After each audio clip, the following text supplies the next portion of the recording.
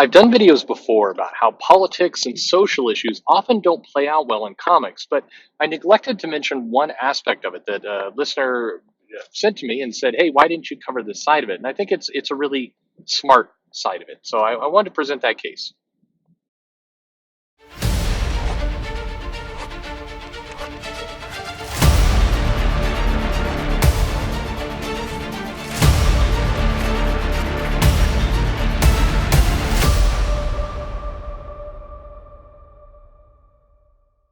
Hey everybody, this is Perch, and if you've heard my videos in the past, you've heard that I typically think that getting into political and social issues in comics is generally a bad idea. And I've had people, by the way, downvote and add comments saying, "Oh, you're one of those, Nazis or comics haters or whatever it happens to be for saying this." And I always get the feeling those people don't listen to the video. They're stopping at the headline and then they're ending there. In fact, I know one creator actually mailed me saying, you're falling into those Comicsgate people, huh?" And I'm like, "Well, what are you talking about?" And it's like, "Well, look at this video. Politics shouldn't be in comics." I'm like, "But did you listen to the video? The point wasn't that politics shouldn't be in comics. The point was that comics often do them badly and they age badly." And then the guy, the writer writes back to me and goes, "Oh, I see where you're going with. Well, you should have more clear subject lines." Like, "Oh, okay, fair enough. Fair enough. I appreciate the critique."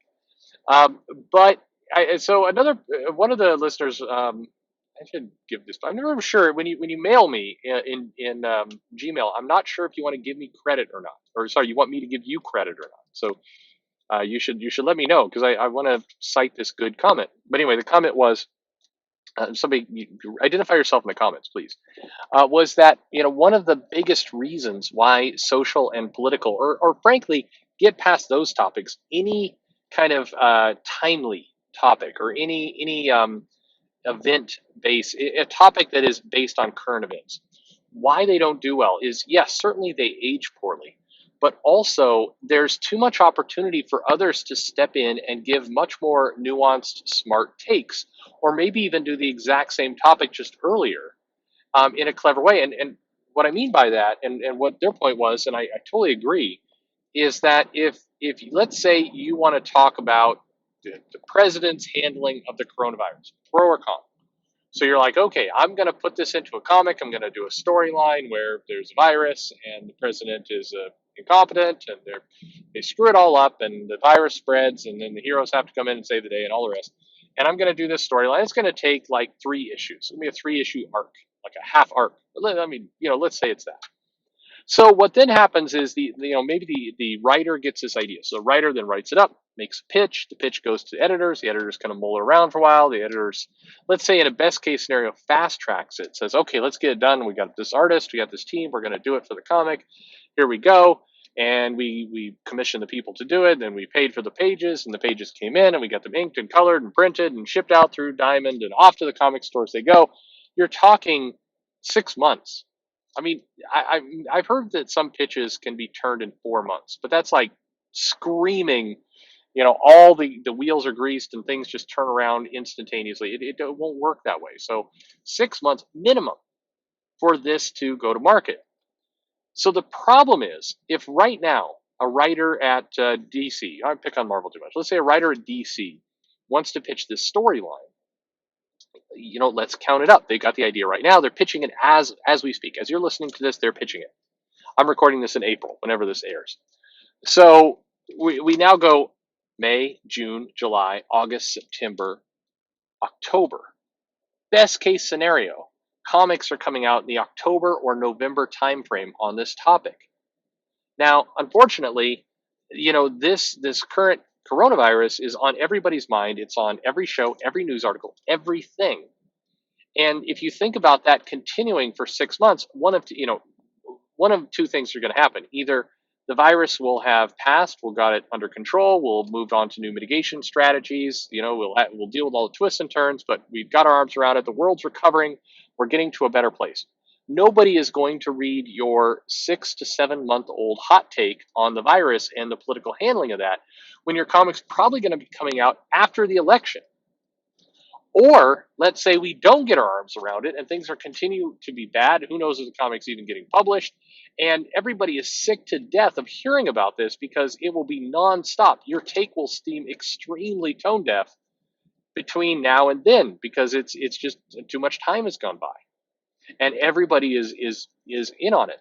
But in addition to that, you got to imagine you're not the only one with that pitch. There's lots of other people who are wanting to do some stories, some cartoons, some comics, some books, some shows, some YouTube videos, whatever it happens to be. Lots of people are going to be discussing this topic. And some of those people are going to have as good a take as you. Stephen King, who, certainly you whether you like him or hate him, he's made a lot of money as a horror writer. He definitely has the fiction world kind of on lock for making tons and tons of money in writing horror. And he even said that if he gets an idea for a horror story, and this is just some crazy idea that came into his head, that almost immediately he feels a clock ticking down inside of his mind that if he doesn't get this story out into the world, somebody else will stumble across the same idea and put out a book faster than him, and then he'll seem like a copycat, a Me Too, it won't have the same impact or punch. And I think there's a lot of truth to that. So if that's just some kind of crazy idea you have, some brand new creative pitch, if you're trying to do your comic off of current events, you've got to imagine that lots of other forms of media are also going to do that same story. And if lots of other media are doing that same story, they're going to beat you to market. And so you're going to come out as a also ran, as a has been for this story you're writing. And so it's a dangerous proposition to want to go all in on current events.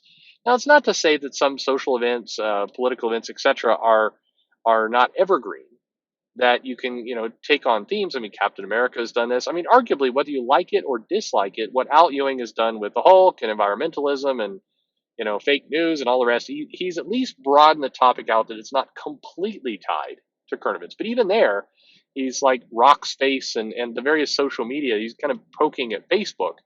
Well, the Facebook is infiltrated with Russian trolls storyline. I mean, in terms of what people are thinking about, that feels a bit like old news. And if you think about this stuff aging in trade, like 6 months from now, it's going to be extremely old news. I know that right now I've heard from multiple creators who have said that they want to do another pitch on kind of Trump-like politics and kind of this idea that the president gets to define their own narrative. All right, fine, but if you're preparing those pitches for your comic, you are going to be publishing them after the election. So let's say that Joe Biden wins and he is the president. Your anti-Trump comics are going to be coming out after once Biden's been elected. That's going to be weird, right? I mean, it's just not going to play as well. Part of the value of going after a current event or those kinds of stories in your comics is that you're able to kind of lift from the current headlines and you're able to benefit from the current headlines. And this approach is going to, I mean, you're going to miss that. You're going to miss your window. So a person wrote in and said that that this was an important part I missed, and you're absolutely right. More than anything, perhaps this is the reason why current events, social, political events have to be handled with delicacy and care, because more often than not, you want to hook off of what's going on in the world right now, and it's just not gonna play well over time. Other people are going to come in, they're going to get to it first, and it's just not going to work like you hope. And so there's the at least word of caution around this whole thing, and why it's best to stick to stories that can be more timeless, things where you're not going to have as much worry that somebody else is going to come in, do it first, do it better, and you're just going to feel old. There's certainly been comics where the storyline comes out and it's like, yeah, I've heard this before. It's kind of like when in the 90s there were a lot of comics that came out where the characters are like super extreme and they're like, I'm off the chain. It's like that phrase, it's no thank you. It's kind of like right about now, we were just starting to see it before the break. We were seeing comics do the okay boomer. It's like, but that's past. I mean, like in December, January, are we going to be getting okay Karen? Is that what we're going to get? Because that's going to suck. I mean, I don't know. There'll be a couple people be laughing uproariously who, are stuck stuck 6 months in the past. I mean, well, whatever. Anyway, what do you think? Does this make sense to you? Is this why you think social issues, political issues don't age well, or do you disagree? Do you think, hey, it doesn't really matter if somebody else gets to do it first? If it's a good story, it's a good story. I will say that if you can write it well, it really doesn't matter. But you have to then make sure you land that story, land that topic really, really well. If you're not able to do that, and most people aren't, then it's better to stay away from things that are going to put you into a handicap before you even get started. My opinion, anyway. Leave your comments below. Let me know what you think. Like, subscribe, follow me on Twitter at Comic Perch, and thanks for listening.